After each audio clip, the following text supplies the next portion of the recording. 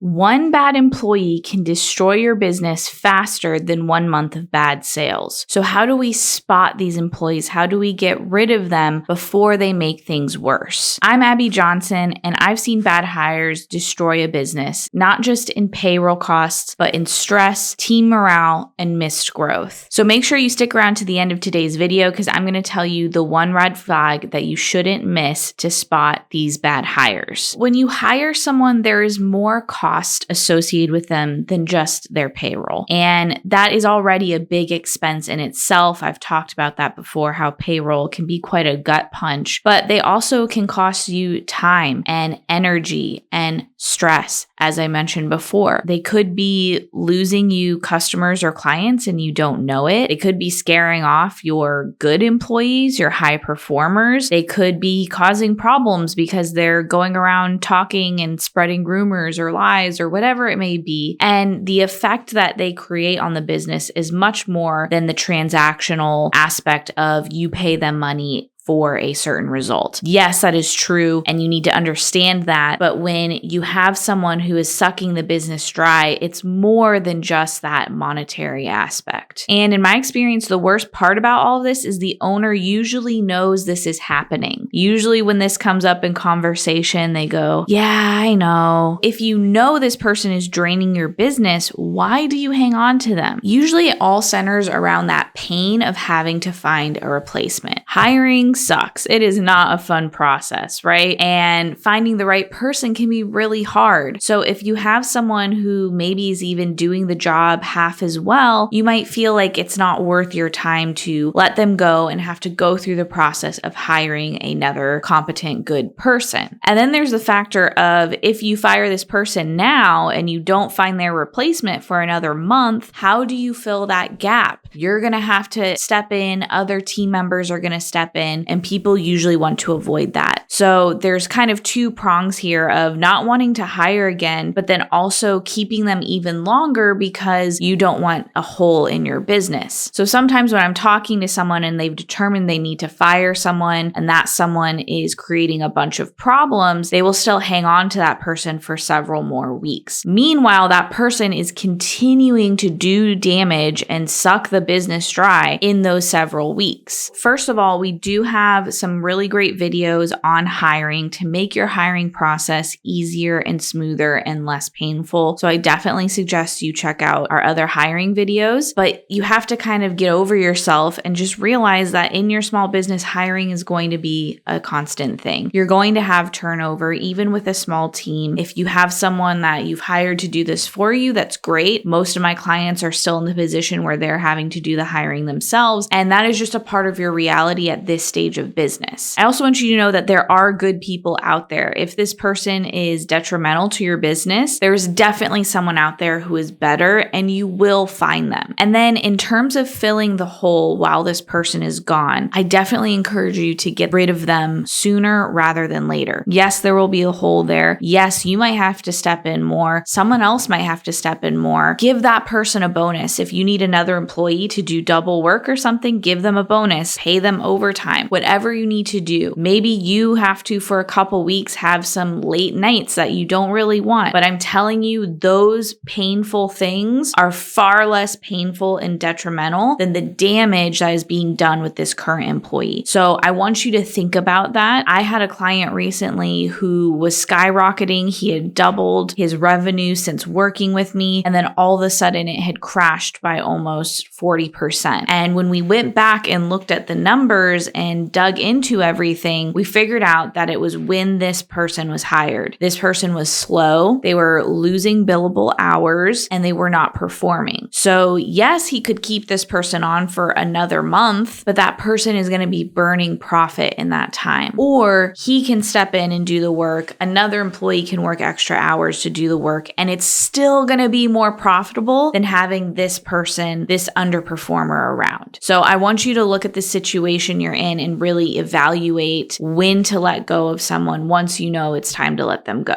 Now, fortunately, we had data there to look at, and we were able to catch this within a month or two of this person being hired. Unfortunately, this phenomena that I see usually lasts months and months. Whenever I have this conversation with someone, it's like this employee has been there for 6 months or a year, and the business owner keeps trying to work with them, but they still aren't improving. They're still underperforming. They're still gossiping around the office, etc., whatever it might be. So don't let it get to that point. Don't let it get 6 months down the road, 1 year down the road. You need to have statistics and KPIs and hard data that you can look at to know if someone is performing in your business. And I don't want that to sound heartless, because you can still have heart and empathy for your employees while monitoring numbers. But when it comes to this scenario of someone is underperforming, the only way to really know that without getting stuck in your feelings is to look at the hard numbers. And then it makes it clear. Now you aren't hemming and hawing and just feeling feelings about things. Now you have some data to back things up. I would also encourage you to fire fast. If someone is not catching on within those first 90 days, let them go. There's a reason why there are probationary periods. Everyone I talk to has a probationary 90 days, but they don't use it. They still keep the person on after those 90 days, even if they're not performing. It doesn't make sense. So use those probationary 90 days. Actually look at the data and those statistics and KPIs and see if the person is performing, doing what they said they were going to do. And this example with my client, he was paying this person more than some of his other technicians because this guy had talked himself up and said he could do XYZ and yada, yada, yada. Well, we're in the first 90 days and he's not doing XYZ that he said he could do. So he's out of there. And another thing here is this isn't just about underperformers. This is about the drama starters, the sneaky Sams in the background who are talking behind your back, stirring up drama, stirring up problems. These ones we call sneaky Sams because they're hard to spot. Maybe they're performing. Maybe their statistics and numbers look good, but they're causing emotional drama and stress and problems in the business. So that is something you have to be on the lookout for, and you need to get rid of those people even faster than the underperformers because they are sucking the life out of your business, not just monetarily, but emotionally, morale-wise, and all of that I mentioned in the beginning. So if you're watching this video and you're wondering, okay, but how do I know which employees to look at? The biggest red flag for you is that you are constantly thinking about this person and making up excuses for them. Well, they're still new. Well, they've had a hard day, or their boyfriend just broke up with them, or even the excuses of, I don't have time to train someone else. They're doing an okay job. Maybe it's not them causing the drama. Maybe they're right and it's someone else. If this person is coming up this much, that's your biggest red flag that they need to be gone. This happens to me all the time with clients where this one employee out of 10 keeps coming up on every single one of our calls. Why are they coming up on every single one of our calls? You have now paid me more money to talk about this person and how to handle them and how to save them and keep them in the business than you would have spent on a new employee in the hiring process to replace them. The red flag you're looking for is that you already know. You already know that this person is not right, either because their performance is low or their attitude is incorrect. So I want you right now to think of that person. Yes, you're thinking of someone, and I want you to think about this video and evaluate what is the best for you and your team and your business. Not what is best for that one employee, but what is best for everyone. And I also want you to act fast and not be afraid to go through the process of losing someone. I went through this process one time with a client of an employee who had been there for 25 years. It was a really hard decision to let go of this person. They didn't really want to, but they knew they had to. And once they did, things finally took off. I had been working with them for months and months, and we weren't seeing the results. And finally, we got rid of this one person who was holding everything up. She was stuck in the past, and she was not allowing for change, and she was way too comfortable in the business with not performing, taking excessive breaks, being lazy. She had been there there for so long that she was so comfortable that she didn't need to actually perform. Don't let that be an excuse to keep someone on. All right, I hope this video was helpful for you. I wanted to let you know that we help six-figure business owners add $50K to their bottom line in 6 months or less by improving the profitability and systems of the business. So if you are curious and want to find out how we can do this for you, click below to book your call today. Also, if you haven't seen our video on the 5 biggest mistakes that business owners make, I highly suggest you go check that one out next. I'll see you next time.